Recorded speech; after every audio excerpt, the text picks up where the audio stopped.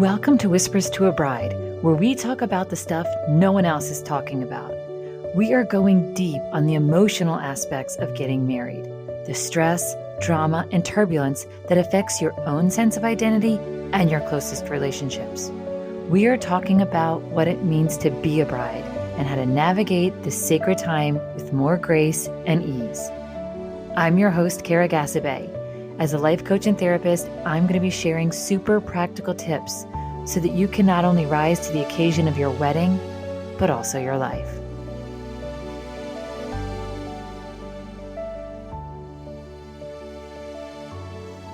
Hello, and welcome back. I'm Kara, Whispers to a Bride, and today we are talking about loving boundaries. I know, like social media is the boundaries is just like the topic. And I think it's so great that like everyone is leaning into and learning how to sort of navigate setting boundaries with friends and family and, bosses, coworkers, whatever. So good. And I find that it comes up in wedding world a lot, right? When there's so many people with so many opinions and playing different roles, and how do you let people in, but keep people out of other conversations? It can be really a confusing place to be when you are planning your wedding. So I thought we could do our little episode today on these boundaries and a little different style, right? I think everyone approaches things differently. And that's why I think even though there is so much content around boundaries that I would weigh in, because I think you got to find the style that resonates with you. And, a lot of people talk about boundaries in this like really harsh way, like set a boundary, which basically means just like keep people out. And I really like to imagine the boundaries much more like picket fences, right? Like it's a fence. It is meant to mark your space, your safe haven, your zone where you are in charge. And also, it doesn't have to be super harsh or aggressive, right? It can still look nice and still serve its purpose. And also, the thing that I like to remember about boundaries is there's always a gate.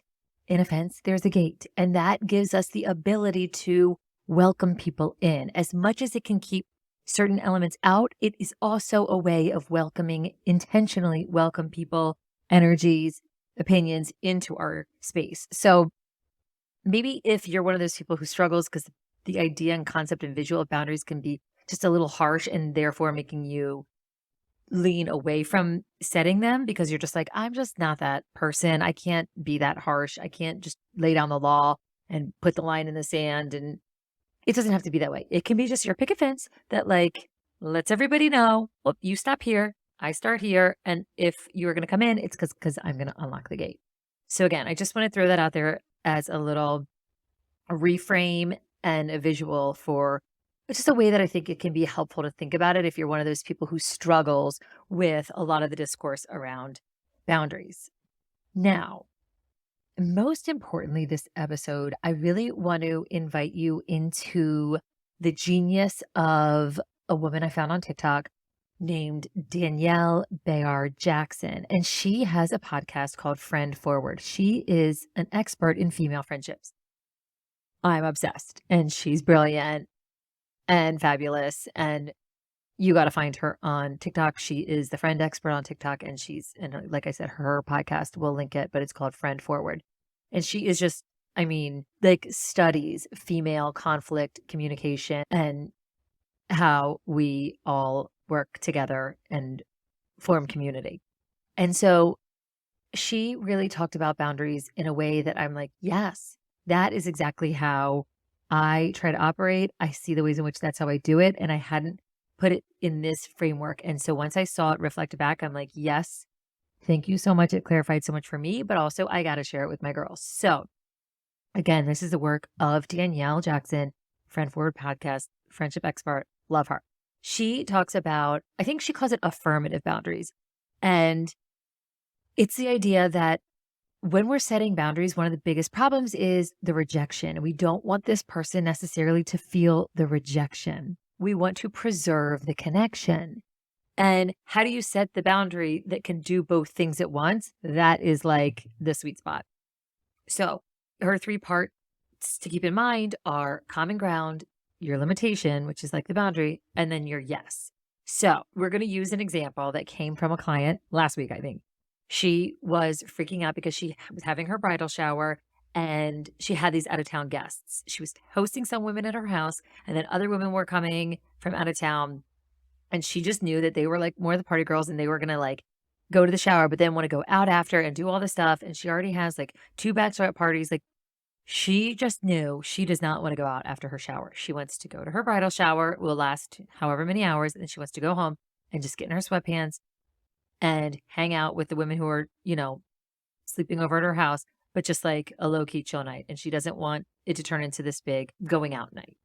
I think we can all relate to this. Like, when you just know that these girls are going to be pushing your boundary and you don't want to be mean, but you also don't want to fold because you folded so many times for this particular bride. She's so sweet. She's like, the problem is I always give in, right? Like I say no, and then they say they put more pressure, and then and then eventually they just know they're going to wear me down. And she's like, I don't want to be worn down this time. Like I really am clear about what I want. How do I do this? And again, when you have been a person who is not very boundaried, it sort of can be hard to start, but it doesn't mean we're not going to try. And this, I think, affirming boundary, this way that Danielle explains it, is a great way to start boundaries.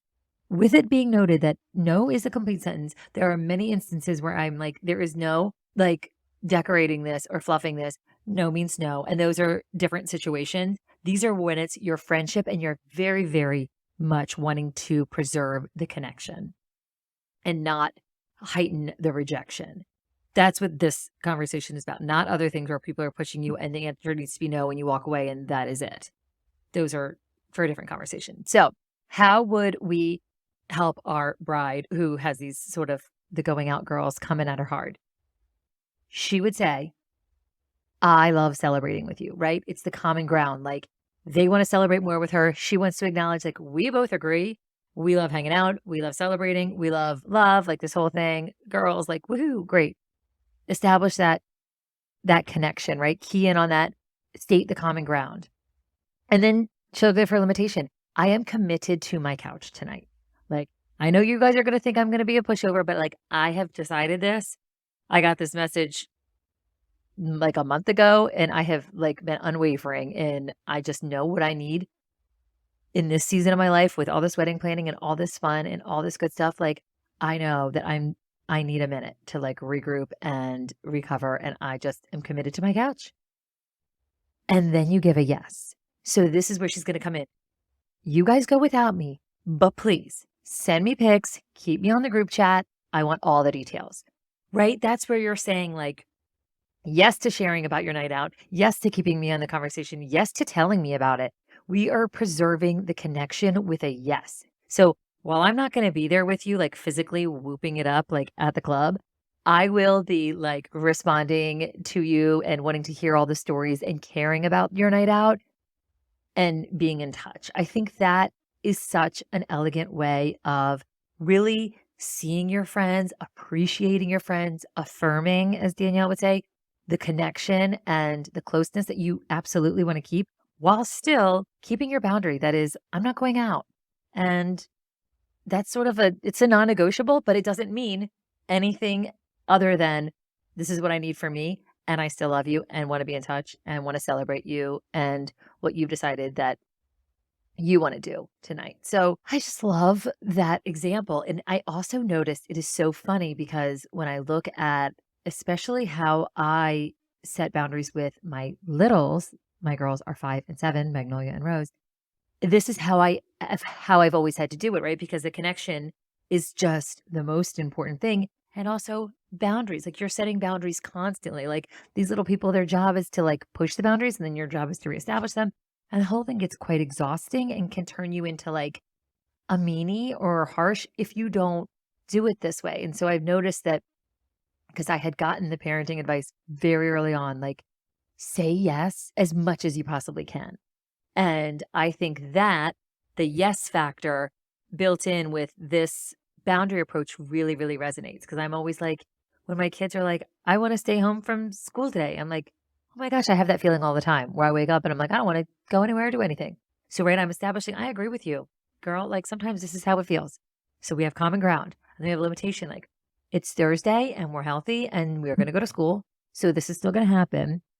And then I'll be the first one in the carpool line, or I'll bring you a little treat in the car after your day that like I know is hard to get motivated for. So it's just like really giving a yes, giving priority to that connection, and really minimizing the feeling of rejection that often comes when we set boundaries. And that I think finding this sort of middle way, the softer way, this more beautiful, loving way of doing boundaries is really useful because so much of the boundary setting we have to do in life, especially as brides, is with people we actually love. It's not with the people who are like, no, and I also never want to see you again, right? Those are a very different boundary. These are like, no, mom, you cannot invite your entire book club to the wedding. But I love that you want to celebrate it. I love that you want to show us off. I love, you know what I mean? Like there is so much boundary setting that has to happen with people we love during our wedding. And it's great practice because, like I just showed you, you'll have to do it in your life after. So I'm just really hoping this idea of loving boundaries, think of the white picket fence, think of just the three things that Danielle points out for us, the common ground, the limitation, and the yes. So I think that this is just going to be so useful to you. Try it, like think about it, try to get it into your mind as like a little formula that you can pull out when you're feeling a little flummoxed and a little overwhelmed. Like, I do not know how to say no in a way that protects our bond. This is how you do it. So I hope that is helpful. I hope you check out Danielle's work. She's a genius. I want to like have her on the pod one day because the female friendship thing is so real during wedding planning. Anyway, as always, you can find me at KaraMorgan.com. I need you to schedule your bridal sesh right away. You need one. Everybody deserves one. It is the most luxurious, profound, fun thing you can do leading up to your wedding day. Or if you miss the boat and you want to do it after the wedding, I cannot tell you how many girlies come to me after the wedding like, I just need to debrief this. I need to like understand it, unpack it, and like talk it through.